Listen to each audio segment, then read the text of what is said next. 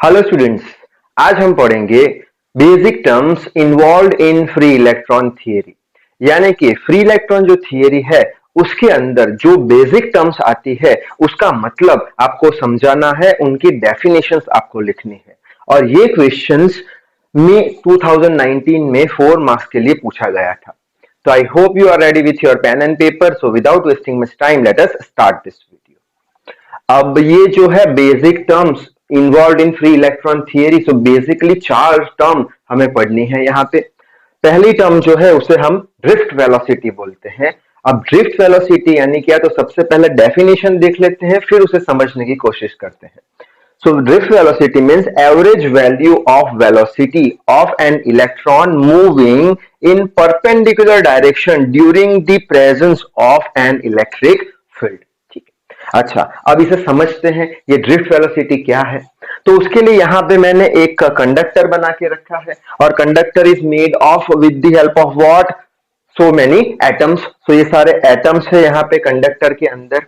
अब एक इलेक्ट्रॉन यहाँ से हमने सपोज डाला तो क्या होगा, ये इलेक्ट्रॉन ऊपर की साइड जाएगा, यानी ये इलेक्ट्रॉन रैंडम मोशन करेगा। कब रैंडम मोशन करेगा, जब हम इसे इलेक्ट्रिक फील्ड देंगे। अब इलेक्ट्रिक फील्ड ये डायरेक्शन में है तो इलेक्ट्रिक फोर्स इलेक्ट्रॉन पे ये डायरेक्शन में लगेगा, तो जिससे करके इलेक्ट्रॉन का कोलोजन होगा एक एटम के साथ, दूसरे एटम के साथ, तीसरे एटम के साथ, चौथे एटम के साथ। यानी ये सारे कोलोजन कैसे होंगे, इलास्टिक कोलोजन, ये हमें पता है। ठीक है, अब यहां से यहां पे इलेक्ट्रॉन जब आया तब उसका सपोज वेलोसिटी था 2 मीटर पर सेकंड। यहां से आया तब इलेक्ट्रॉन का वेलोसिटी हो गया 3 मीटर पर सेकंड, यहां पे हो गया 5 मीटर पर सेकंड। ठीक है, अब हमें तो ये वेलोसिटी से कुछ मतलब नहीं है, हमें तो कौन सी वेलोसिटी चाहिए, हमें तो ये डायरेक्शन की जो वेलोसिटी है उसी से मतलब है। कौन सी डायरेक्शन, परपेंडिकुलर वेलोसिटी चाहिए हमें। कंडक्टर जो है उसके परपेंडिकुलर में जो वेलोसिटी है इलेक्ट्रॉन की, उससे ही तो करंट बनता है। अब ये करंट बना ये डायरेक्शन में, ये करंट बना ये डायरेक्शन में, उससे हमें मतलब नहीं, हमें तो ये परपेंडिकुलर डायरेक्शन की जो वेलोसिटी है उससे मतलब है। ठीक है, अब परपेंडिकुलर डायरेक्शन की वेलोसिटी अगर आपको निकालनी है तो आप क्या करोगे, अब ये सारी वेलोसिटी की एवरेज वेलोसिटी ले लोगे। तो यहां पे मैंने v एवरेज ले लिया, क्या लिखा, 2 + 3 + 5 divided by number of velocity कितनी है, तो यहां पे 1 2 3, तो डिवाइडेड बाय 3। तो हमें कुछ एवरेज वेलोसिटी मिली, कोई एक डायरेक्शन में एवरेज वेलोसिटी हमें मिली। अब ये जो एवरेज वेलोसिटी मिली उसका हमें ये वाला कंपोनेंट लेना है। कौन सा कंपोनेंट, परपेंडिकुलर कंपोनेंट लेना है, ये कंडक्टर का।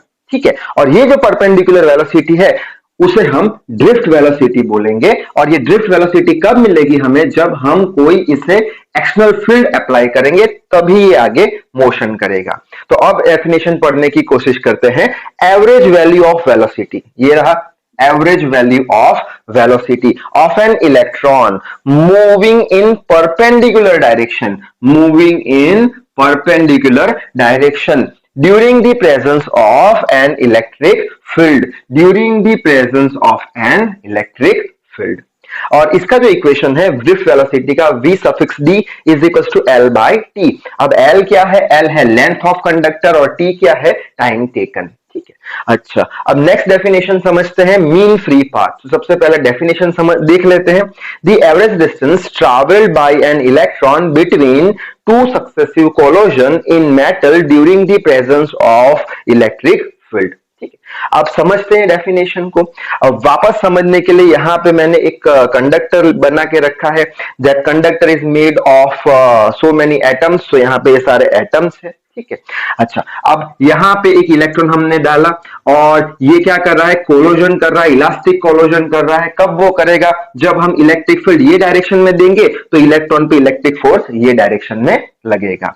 अच्छा, अब यहां कोलाइड हुआ, तो ये कोलोजन और ये कोलोजन, इसको हम बोलेंगे सक्सेसिव कोलोजन, यानी तुरंत के कोलोजन, जिसको हम सक्सेसिव कोलोजन बोलेंगे। इसी तरीके से ये कोलोजन, इसे भी हम सक्सेसिव कोलोजन बोलेंगे। ये कोलोजन, इसे भी हम सक्सेसिव कोलोजन यानी तुरंत बाद का कोलोजन। एक कोलोजन हो गया फिर दूसरा कोलोजन तुरंत बाद का, उसे हम सक्सेसिव कोलोजन बोलेंगे। ठीक है, अच्छा अब ये और ये यानी ये दो सक्सेसिव कोलोजन के बीच का कितना डिस्टेंस इसने इलेक्ट्रॉन ने ट्रैवल किया, हमने बोला सपोज 2 मीटर ट्रैवल किया। ठीक है, अब ये दो सक्सेसिव कोलोजन है, उसका कितना डिस्टेंस ट्रैवल किया, 5 मीटर ट्रैवल किया। ये दो सक्सेसिव कोलोजन है, उसका कितना डिस्टेंस ट्रैवल किया इलेक्ट्रॉन, 3 मीटर। ट्रैवल कर दिया। ठीक है, अब ये दोनों के बीच में दूसरा कुछ भी नहीं, यानी कि इलेक्ट्रॉन ये दो कोलोजन के बीच में फ्रीली मूव कर सकता है, जिससे करके हम इसे फ्री पाथ ऑफ इलेक्ट्रॉन बोलेंगे बिटवीन टू सक्सेसिव कोलोजन। अच्छा, अब हमें तो ये फ्री पाथ से मतलब नहीं, हमें तो कौन सा पाथ चाहिए, ये वाला पाथ चाहिए। ठीक है, ये वाला पाथ चाहिए, तो उसके लिए हम क्या करेंगे, ये सारी जो डिस्टेंसेस है फ्री पाथ है उसका क्या कर देंगे, हम एवरेज पाथ निकालेंगे।